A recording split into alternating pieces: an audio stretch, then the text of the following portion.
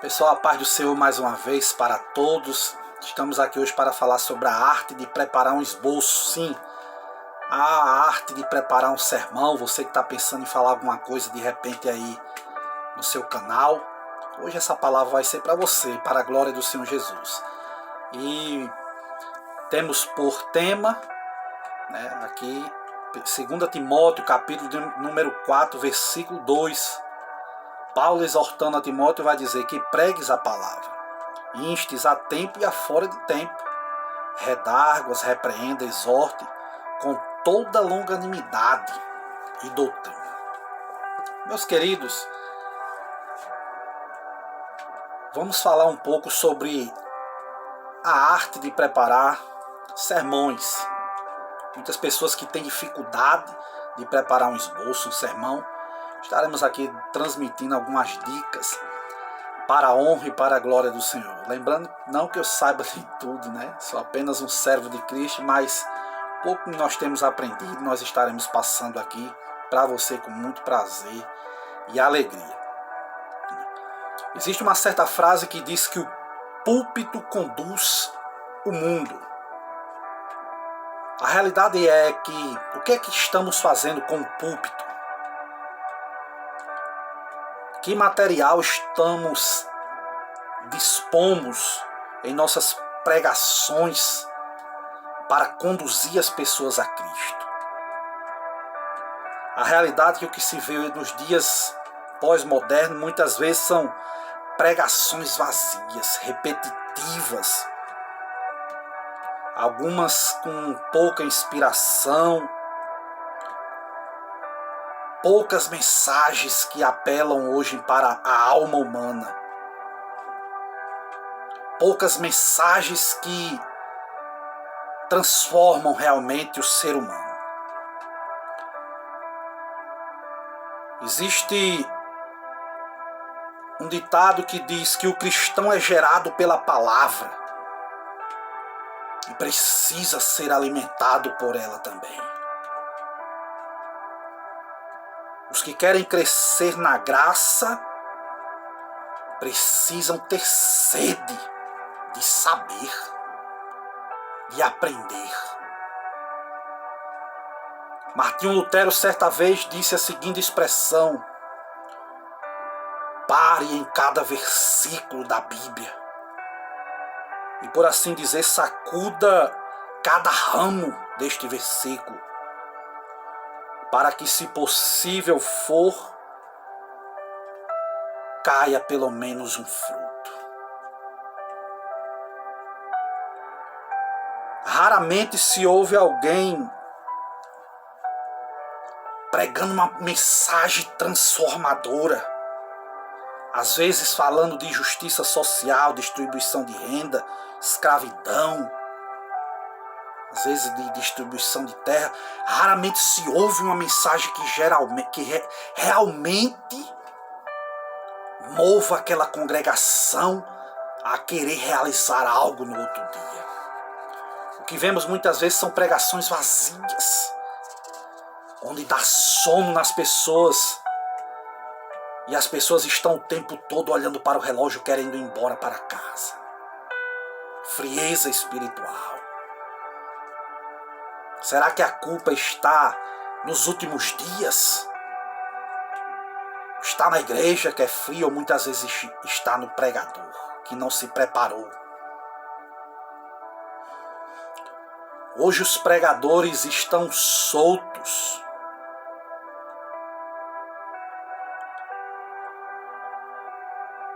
E a palavra de Deus está presa. Nós temos total liberdade de pregarmos a palavra, mas estamos presos. Na época do apóstolo Paulo era diferente. Paulo estava preso, mas a palavra de Deus estava solta.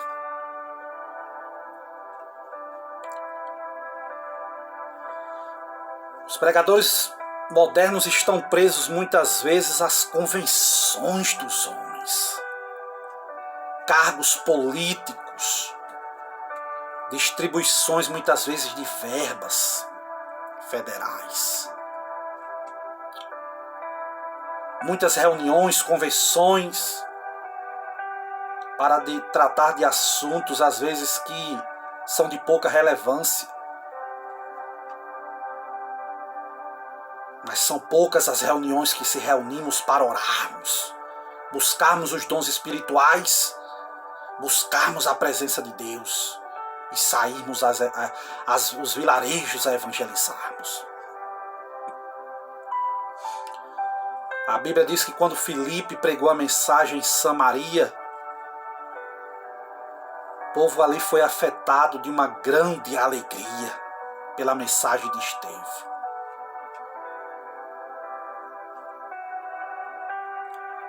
A Bíblia diz que os discípulos, em Atos dos Apóstolos 11, versículo 26, foram chamados pela primeira vez de cristãos, significa pequenos cristos. Tamanha inspiração do Evangelho naquele lugar. Será que nós somos chamados de pequenos cristos? Será que quando as pessoas olham para nós, vê Cristo em nossa vida? A realidade é que muitos pregadores hoje estão usando de técnicas, de jargões, para mexer muitas vezes com a audiência. Mas frutos de verdade são poucos.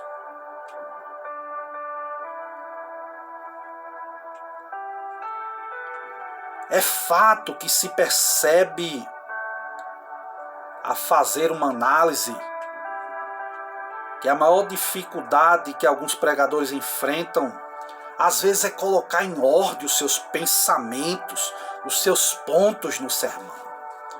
E são muitos dos que riem de deboche quando se fala em homilética.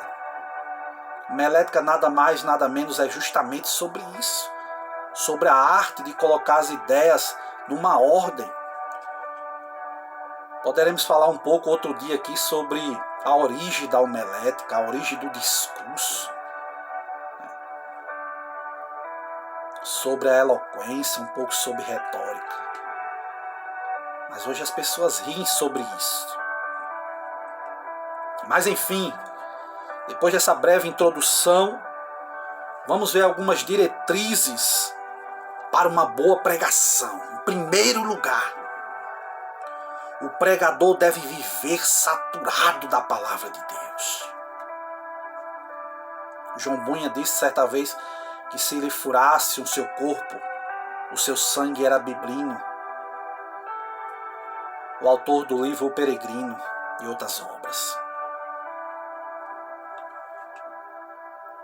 Se o jogador de futebol dorme sonhando com os dribles, os lances de gol, certamente se prepara. Deus vai realizar aquilo na vida do jogador. Se o pescador sonha em pescar um grande peixe, vai chegar o dia, ele vai pescar aquele grande peixe, o peixe dos sonhos. O arquiteto, ele dorme sonhando com aquele projeto daquele edifício, daquele prédio. E não vê a hora de que aquilo que está na sua mente seja logo projetado para a vida real. O pregador também deve ter em mente uma imagem de uma multidão de pessoas se rendendo a Cristo, chorando, aceitando a Cristo. Tem que ter isso em mente.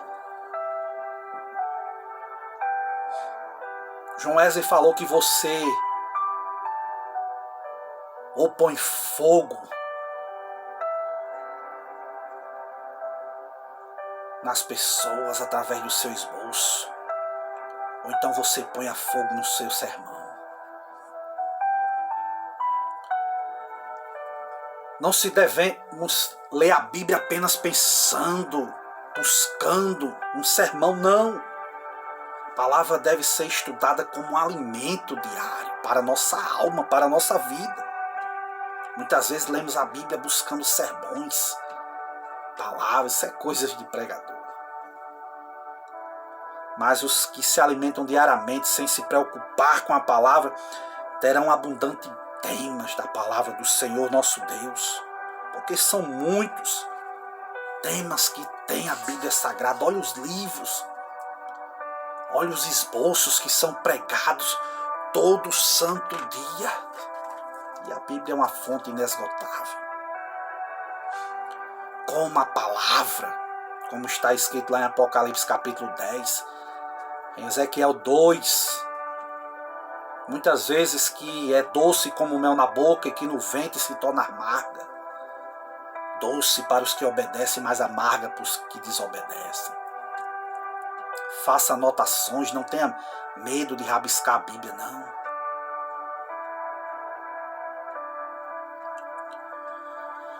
A realidade é que se pode preparar sermões em aeroportos, rodoviárias, trens, metrôs. Onde você estiver, o Espírito Santo pode lhe inspirar para tal esboço. É bom que se ande com papel e caneta.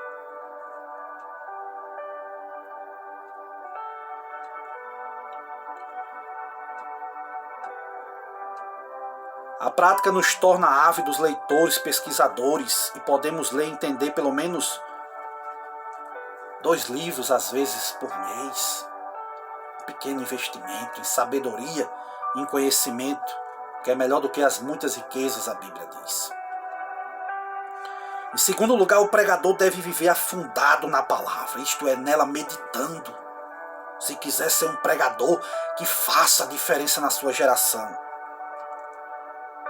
Os homens todos os dias estão pensando em sexo. Todos os dias estão pensando em como ganhar dinheiro.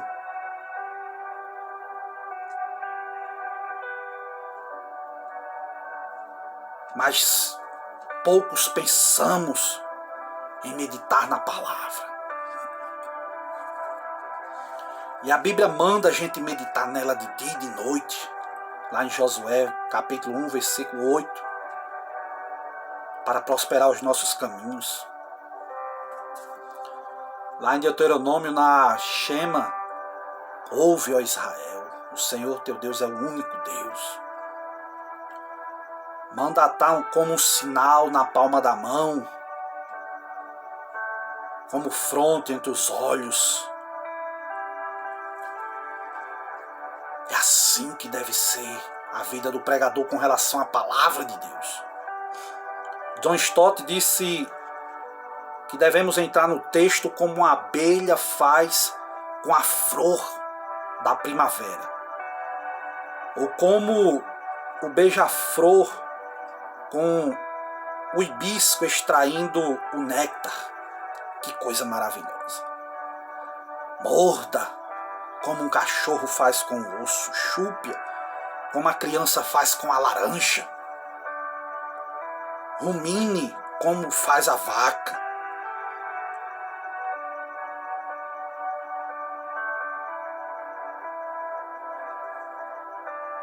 Assim devemos ansiar pela palavra de Deus.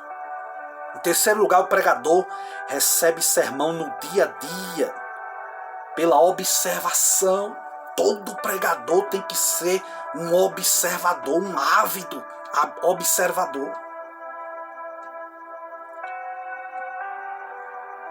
Se está na zona rural, observa a forma que os trabalhadores vivem no plantio, na criação de gado, na labuta do dia a dia. Se nas vias costeiras, prestar atenção no pôr do sol, no mar, no barulho das ondas, do vento. E se eu vivo na grande metrópole, irmão Júlio, preste atenção nos bares, nos corredores, nos aviões, nas pessoas andando para lá e para cá.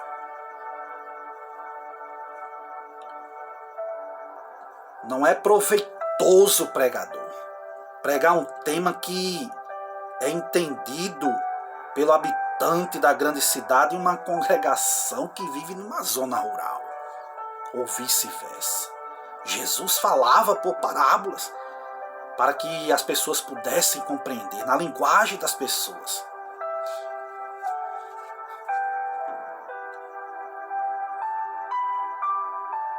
Não é cabível falar uma linguagem formal para pessoas simples e humildes. Mas Deus te pode colocar diante de pessoas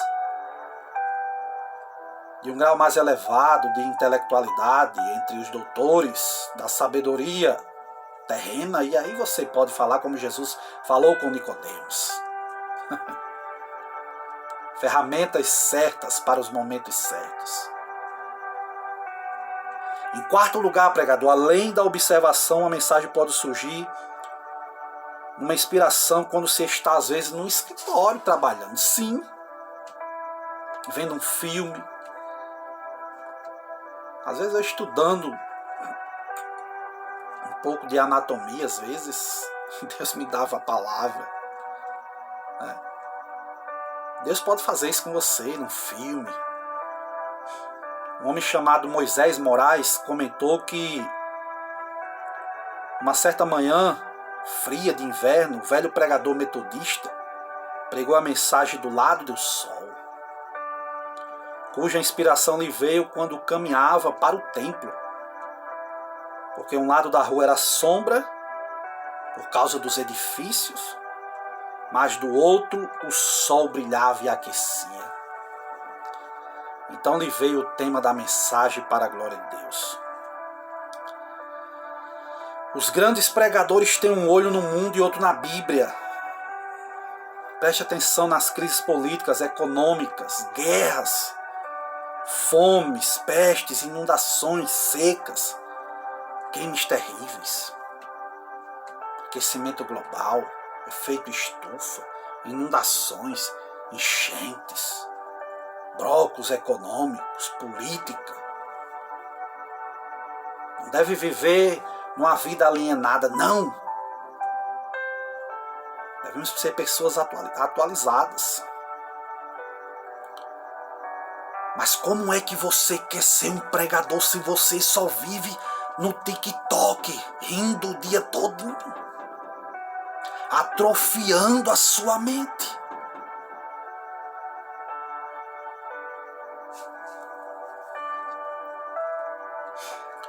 Em quinto lugar, para não ficar muito longo, muitas mensagens podem surgir às vezes de um calendário cristão. Por exemplo, na época da Páscoa, na época do Natal, na época do Pentecoste.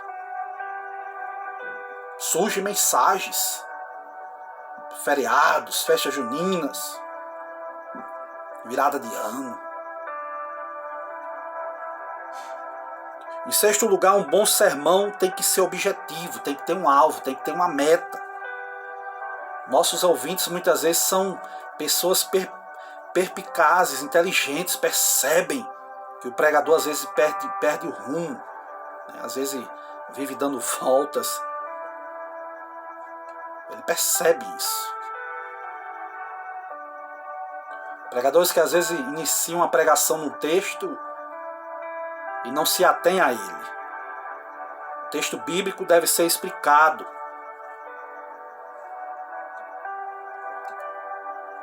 Deve se ater ao texto, ser fiel ao texto. Pregue a palavra. A tempo, a fora de tempo.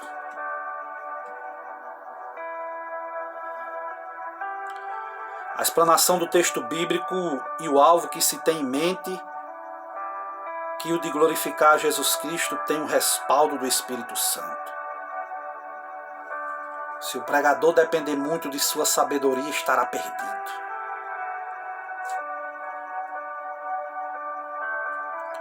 No momento em que ele se desvia e se ocupa de filosofias, coisas humanas, deixado à sua própria sorte, ele se perde, estará perdido.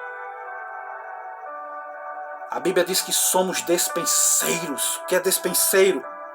É o que cuida da despensa, é onde estão as riquezas da casa, é onde estão os alimentos, as joias, os dinheiro.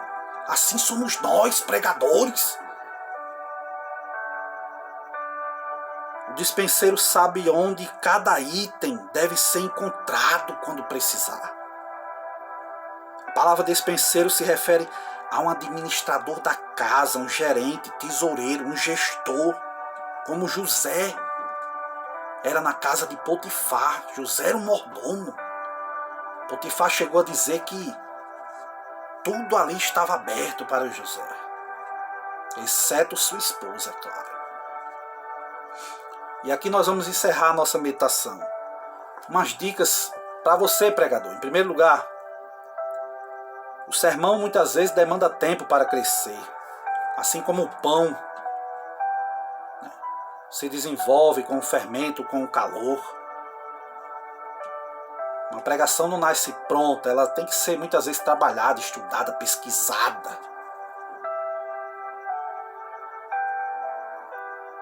Em segundo lugar, mantenha em mente um objetivo. Quem você realmente quer alcançar? Você está preocupado mais com o seu esboço? Ou realmente com as almas de aceitarem a Cristo como Senhor e Salvador? Muitas vezes devemos imaginar, Jesus pregaria este sermão? Em terceiro lugar, escolha um texto bíblico conforme o objetivo que você tem em mente. Qual é o objetivo? É ganhar almas mesmo? Então escolha um texto bíblico para isso. Quarto lugar, pesquise sobre o tema. Analise o que diz os comentaristas. Procure algumas bíblias de estudos, alguns livros famosos para enriquecer o seu esboço e seu sermão. Medite, em quinto lugar. Meditar é diferente de ler. Ler-se lê livros, revistas, artigos, blogs. Meditar é diferente. Às vezes passamos horas a fio meditando num versículo, espremendo aquele versículo, para que ele possa dar o mais precioso suco para nutrir a alma das pessoas.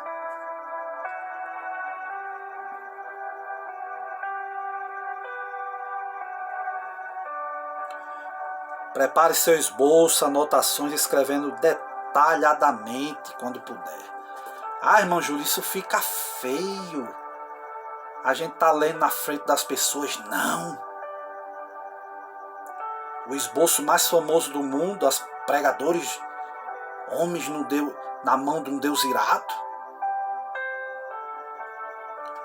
A Bíblia diz que John Wesley, Jonathan Edwards, muitas vezes liam os seus sermões, que eles escreviam durante o dia. Muitas vezes com óculos de fundo de garrafa por causa da sua visão.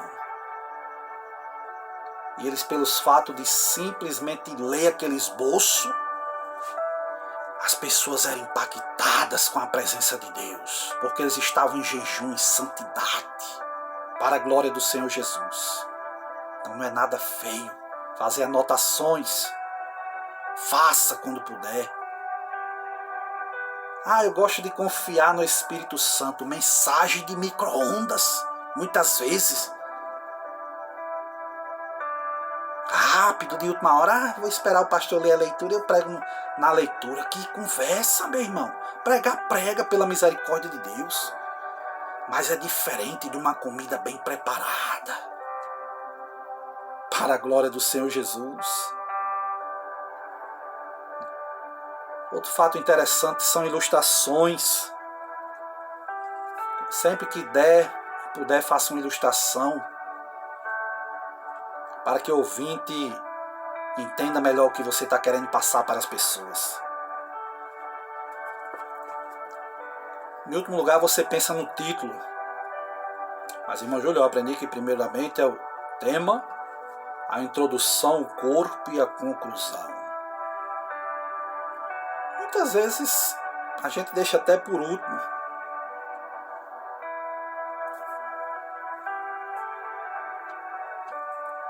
No tema, no título. Depois de preparar o esboço, você dá um tema, um título. Mas o importante é que o nome do Senhor venha a ser glorificado. E estas são as dicas que eu gostaria de deixar para você, pregador, na hora da preparação do seu sermão. Que você possa aprender para a glória do Senhor Jesus. com esta humilde palavra, com esta humilde reflexão. Depois, se alguém se interessar, quiser deixar nos comentários, estaremos falando um pouco sobre homilética, um pouco sobre a retórica, um pouco aí sobre de onde surgiu isso, tá bem? Que Deus te abençoe, meu irmão. Que Deus te dê eloquência, retórica, mas acima de tudo a presença de Deus e unção na tua vida, graça, para que o nome do Senhor venha a ser glorificado. Que Deus te abençoe em nome de Jesus. Se você gostou aí, compartilha com outras pessoas, medita bem. Se quiser anotar algumas coisas, anota. Mas o importante é que o nome do Senhor venha a ser glorificado e o Evangelho venha a ser cada vez mais pregado para a glória do Senhor Jesus Cristo. Que Deus te abençoe em nome do Pai, em nome do Filho, em nome do Espírito Santo. Compartilha com outras pessoas. Deus te use nesses últimos dias para a glória do Senhor Jesus. A paz.